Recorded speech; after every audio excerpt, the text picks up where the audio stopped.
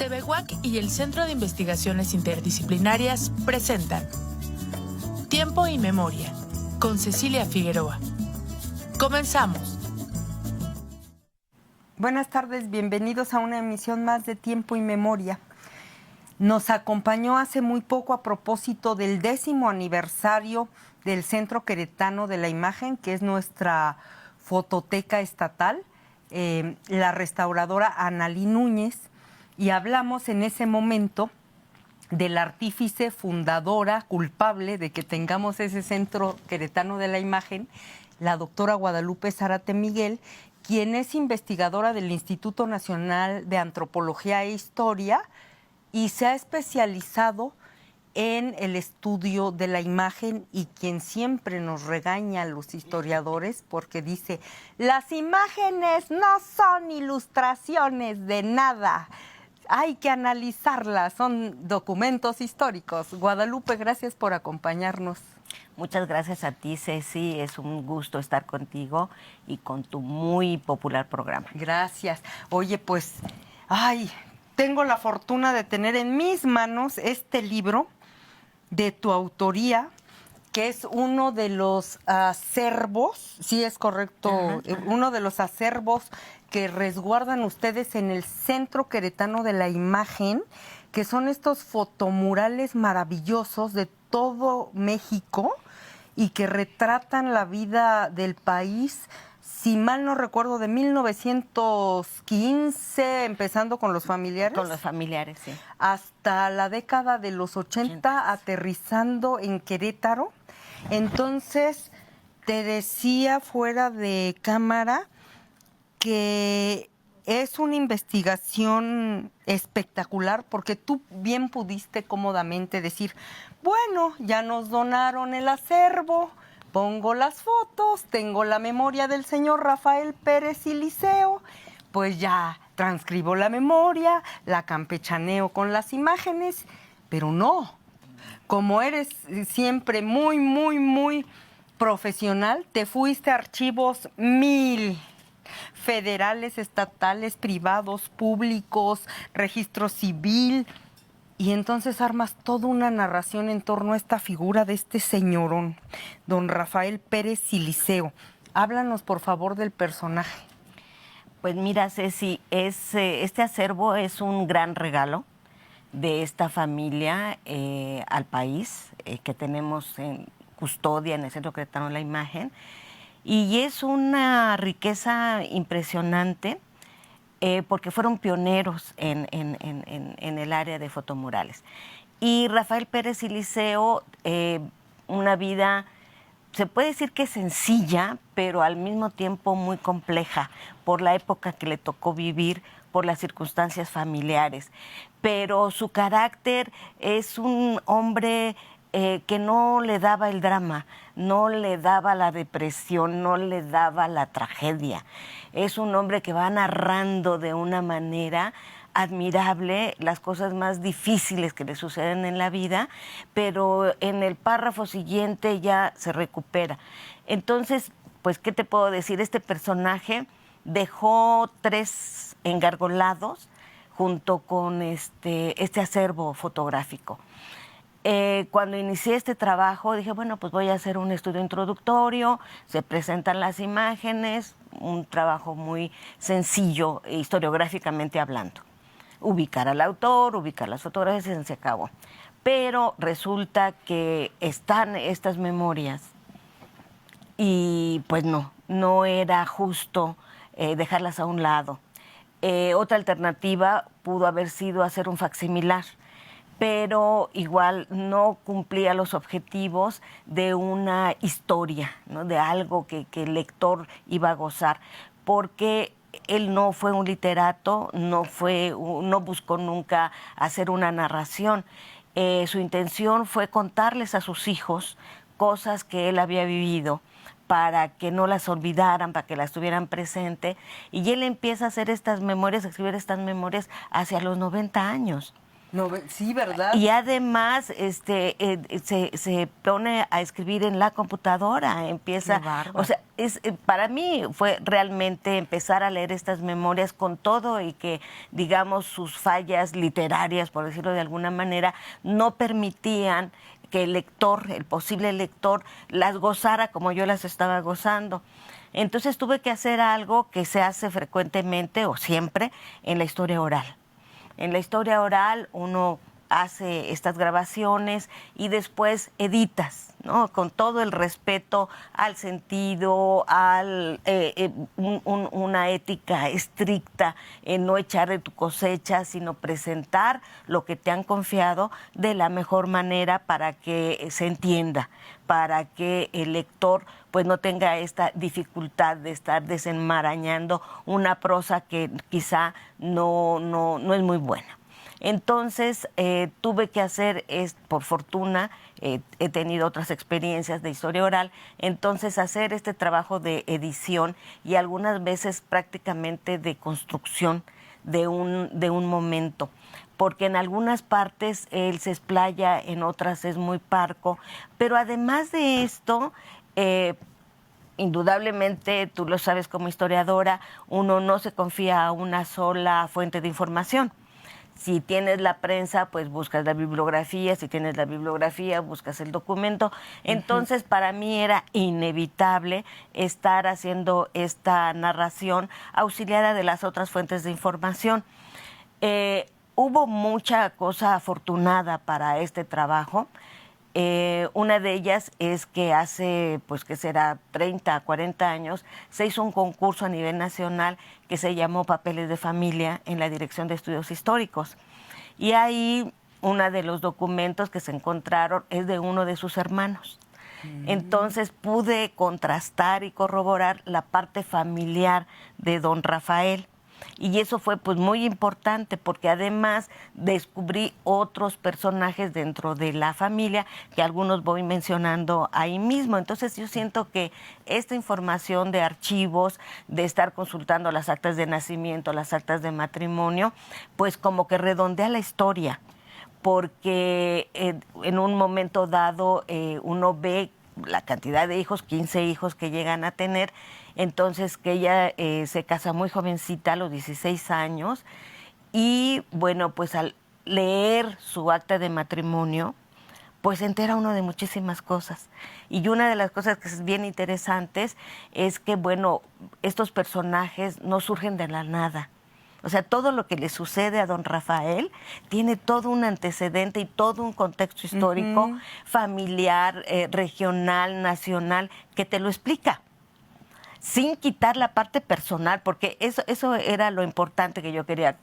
No sé si lo logré, pero yo quería, entre este diálogo que se da en todos nosotros, entre nuestras vivencias individuales, íntimas, personales, y el lugar donde trabajamos, el estado en el que vivimos, el país del que formamos parte, etcétera. Y cómo te determinan y lo que te pasa. Y fíjate que precisamente iba a elogiar esa parte porque, bueno, hay que decirle a los televidentes que don Rafael es geólogo de profesión y por eso tenemos esta primera parte de estas fotografías que él mismo toma con sus manos y su cámara de lugares inhóspitos a donde se internaba, a que lo mandaba ya sea el Estado mexicano o la empresa canadiense número no sé qué, o la gringa o la inglesa, que lo contrataban y vete al rincón más alejado de Guerrero, pero Sonora, Chihuahua, Los Cabos, y entonces nos regala todas estas imágenes de ese México rural en donde existía la naturaleza y los árboles y el agua. Pero también tenemos al fotógrafo, pero ¿sabes qué me fascinó? Que tú justo vas tejiendo estas historias como armas el rompecabezas, porque tienes, como dices, por una parte contrastas todas tus fuentes, pero no te quedas ahí, sino que vas tejiendo esta historia familiar y particular de este geólogo y al final fotógrafo, y luego las vas engarzando y las vas desentrañando con esta historia nacional, porque nos hablas de Él habla de las epidemias que sufrió su familia y tú nos contextualizas. ¿Cuándo fueron estas epidemias? ¿Por qué? Movimientos sociales armados como la Cristiada, ¿cómo lo impactan a él? Tú las explicas, la Segunda Cristiada, cómo se enrola ya en la época del general Lázaro Cárdenas, que es este estadista maravilloso al que admiramos tanto, que creó tantas instituciones y que echó a andar un Estado-nación con instituciones maravillosas que, me atrevo a decir, todavía sostienen al país. Cómo don Rafael, como geólogo, está ahí subido en ese barco y luego la modernización de la que ya nos habías hablado en este artículo que publicas en Rosa en Bengala, cómo ya desde fotomurales, Pérez y Liceo, él da cuenta de toda esta bonanza del milagro mexicano y de todo este desarrollo económico que hay en México, y toda esa historia de ese país que se llama México está contenido aquí en la narrativa de el señor Siliceo, que, como tú dices, tú nos haces favor de darle una forma, y en las fotografías, ¿verdad? Fíjate que eso que dices es muy relevante, porque una de las preguntas que yo me hice fue, ¿para qué querían fotografías tan grandotas? ¿No? Es decir, ¿de qué tamaño estamos hablando? ¿En qué momento alguien necesitó una fotografía de metros? Porque había un límite que daban los mismos aparatos que se usan en la impresión de fotografías, que pues tenían un límite, tenían un límite. ¿En qué momento se hizo necesario romper ese límite? ¿Por qué? ¿Para qué? ¿Quién? Entonces, bueno, pues uno tiene que imaginar respuestas y ver las fechas. Entonces, ahí dices, bueno, a ver, ¿qué de lo que se trataba mostrar? ¿Por qué lo querían en grandote? ¿Y quién lo quería? Entonces, ahí es bien importante, porque también eso te permite ya propiamente el trabajo de análisis de la imagen. Hay muchas cosas que, te digo, sí, aprender a leer las imágenes es todo un trabajo, ¿no? Es todo un trabajo de hermenéutica, como el que hacemos con los documentos, ¿no? Tenemos que saber quién lo escribió, por qué lo escribió, cuándo lo escribió, con qué lo escribió, y luego más, por qué se conservó, quién lo conservó, en fin. Son muchas cosas que tenemos que resolver. Con las imágenes es lo mismo. ¿Por qué se hacen? ¿Quién las hace? ¿Para qué las hace? ¿Quién las usa? ¿Cuál es su vigencia?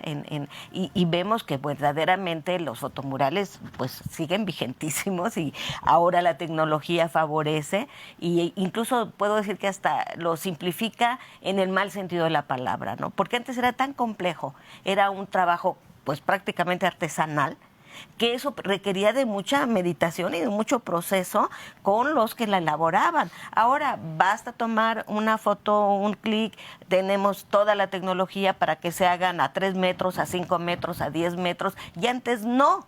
Antes, para hacer esos murales que se ven en las fotografías, en algunos de estos pues son de 10 metros, 12 metros, en fin, son grandotes. ¿Y cómo hacerlos sin lo que tenemos hoy? Pues de hecho dices en el libro que esta familia es pionera e innovadora al respecto, porque nadie sabía hacer fotomurales en México, porque no había con qué, pero es gracias a esta parte que nos explica él y que tú interpretas también, de cómo desde que es muy jovencito su papá les enseña a hacer planos, mapas, con herramientas ahí muy rudimentarias, y entonces de ahí les surge la creatividad para después hacer estos fotomurales, ¿verdad? Fíjate que eso que mencionas es muy importante, porque uno de los objetivos, de las intenciones profundas del libro, es un elogio al trabajo, un elogio y un respeto al trabajo, a la creatividad. Y esta familia es muy honesta. Muy, muy honesta. Entonces, esta parte de que, ¿qué le heredas tú a los hijos? Pues una ética, un trabajo. A ellos el papá pues no les dejó dinero. Viste que el señor verdaderamente fue el jefe de la principal minera de San Luis Potosí. Pero fracasó en entonces ese... como una serie de sucesos desafortunados hacen que pierdan todo y queden en la miseria. El señor muere, pero les deja una herencia bien importante a los hijos, que es el conocimiento de cómo hacer con mínimos elementos, cómo reproducir imágenes. Y cómo eso les va a dar un modo de vida. Un oficio les enseñó. Y es impresionante cómo una familia que está hambrienta, literalmente hambrienta, de el sol, un químico y una base, papel, en fin, de diferentes tipos, va a ser un cianotipo. Y de eso va a vivir. ¿Por qué? Porque en ese momento todos los arquitectos estaban utilizando dibujantes para reproducir los planos. Y salían caros, que es lo que ellos van a hacer, van a simplificar un proceso de reproducción y al mismo tiempo pues van a bajar costos, etcétera, y encuentran un modo de vida. Y luego esto se hace más y más y más. Pero creo que es muy importante resaltar, sobre todo para nuestros jóvenes, sobre todo nuestras universidades públicas, que hay que aprovechar los conocimientos que tenemos al máximo. A veces no sabemos lo valioso que es, no sé, coser a máquina, escribir rápido, en fin, una serie de talentos que se pueden potencializar. Y eso es lo que le pasa a esta familia. Pero además, ¿sabes qué veo en él? Que es admirable, de verdad, que ahora las nuevas generaciones no tenemos eso que se llama tolerancia a la frustración, porque es una familia que de verdad hay etapas en la que la pasan pésimo, ya sea por salud, pero luego se les junta lo económico con la salud. Incluso el señor y su esposa tienen gemelitos y pierden a uno y le hablan porque está casi el diablo él en una mina y se tiene que regresar. Bueno, esa es una tragedia, pero tiene 8,000 y como tú dices, se levanta como si nada y adelante y yo creo que ese es de los valores, aunque nunca lo dice él ni tú, pero se infiere que le hereda a sus 8,000 hijos. O sea, esa capacidad de levantarse siempre, pero además, ¿sabes qué es importante decir? Que como aquí tú incluso pones sus títulos y todo, porque también te fuiste a investigar a esos archivos, él no es un fotógrafo aficionado ahí que va pasando por la calle, es un geólogo de la UNAM que fue investigador, que como tú dices estuvo a cargo de minas, es decir, es un personajazo. Pero luego la vida lo golpeó horrible, te decía fuera de cámara, en plena administración de don Lázaro Cárdenas, donde todo era bonanza, ¡pum! Ahí lo defraudan, le quedan mal, pierde lo que tiene, pero con esa capacidad de siempre volver a empezar.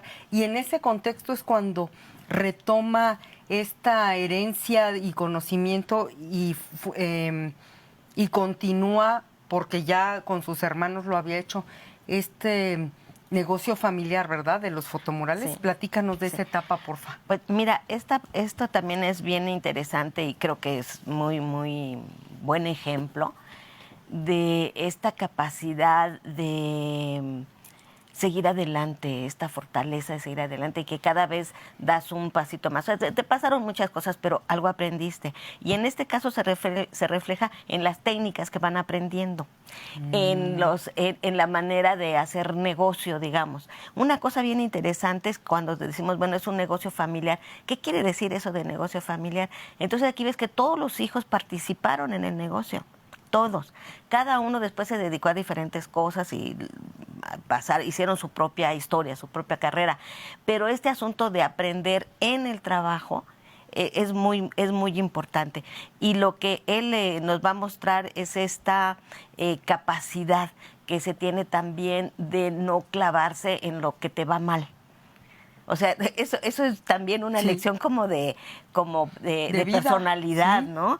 De no clavarte en lo que te salió mal, en lo que erraste. Yo me imagino que, y porque lo he platicado con otro de sus hijos, de que pues no siempre te salían fotomurales a la primera, o esas jornadas de trabajo tremendas para Sí, tener que ¿verdad? hacer las cosas. Cuando estaban en la azotea de un lugar, con las inclemencias del tiempo que decía él, cuando hacía frío estábamos congelados ahí adentro, pero cuando hacía calor era un maldito horno, pero era lo que había y trabajaban 18 horas porque les llegaban los clientes y les decían, quiero este fotomural para dentro de 8 días.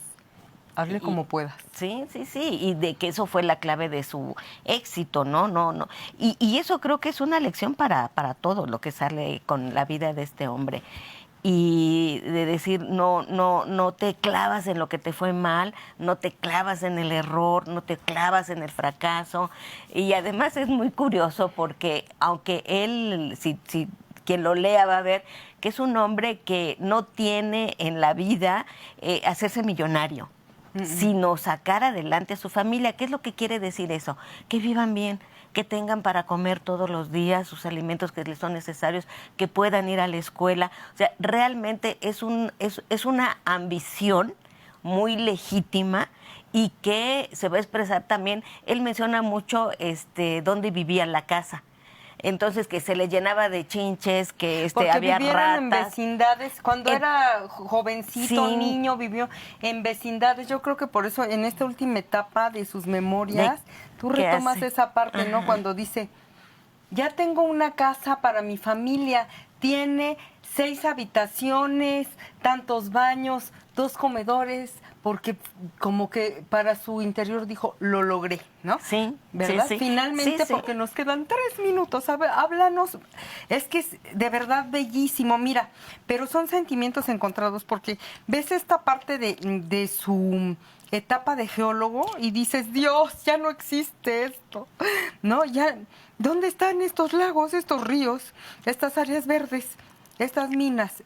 Y luego, otra parte hermosa es esta de las imágenes que ya se me olvidó, infiero que el gobierno es el que lo contrata, de estas zonas arqueológicas maravillosas, que luego también sientes bien feo porque dices, pero ya son parques mágicos, Chichén Itzá, Tulum, no sé qué, ya no existen. Y luego la modernidad, pero dentro de la modernidad ves unas ciudades hermosas, limpias, donde no hay tráfico, donde todo es bello. Y entonces te genera todas estas emociones encontradas. Platícanos de, pues sí, de estas secciones, si le pudiéramos llamar así, en qué se dividen. México rural, son turismo, ¿cómo las visualizas tú como autora? He de decir que a él lo contrataba tanto iniciativa privada como el Estado. ¿Por qué? Porque también es la época en que a los empresarios les va bien. Por ejemplo, una de las fotos que a mí me encantó, porque además tiene como muchos simbolismos, es la de Zapatos Canadá, que esa ya se transformó, desapareció. Y está su camión con las Olimpiadas del 68. Entonces, ahí te da desde el diseño, que fue un diseño que rompió paradigmas de una tipografía, una manera de mostrar las cosas, etcétera. Entonces, bueno, es el ascenso del turismo también. Y esas fotografías son, yo creo que de las primeras, de la Quebrada y de El Clavado. Entonces, también a uno que ves este país que está arrancando, no nos podemos imaginar, ellos no se pudieron imaginar los monstruos que se estaban creando. Y yo diría, pues es eso, ¿no? Pero este libro nos dice qué hermosos somos los mexicanos, qué bonitas cosas sabemos hacer. Y es esa familia, muchas vicisitudes y muchas cosas y todo, pero al final no olvidemos que somos bien bonitos. Y mira, tuvimos la suerte y la fortuna de que pasara sus últimos años de vida en Querétaro y gracias a eso nos legó unas fotos bellísimas que es de Querétaro, que es con la que cierra el libro y se nos terminó el tiempo, qué tristeza. Muchas gracias, doctora Guadalupe Zárate Miguel, por habernos acompañado. Y a nuestros televidentes nos vemos en la próxima emisión. Buenas tardes. TV WAC y el Centro de Investigaciones Interdisciplinarias presentaron Tiempo y Memoria, con Cecilia Figueroa. Gracias por acompañarnos.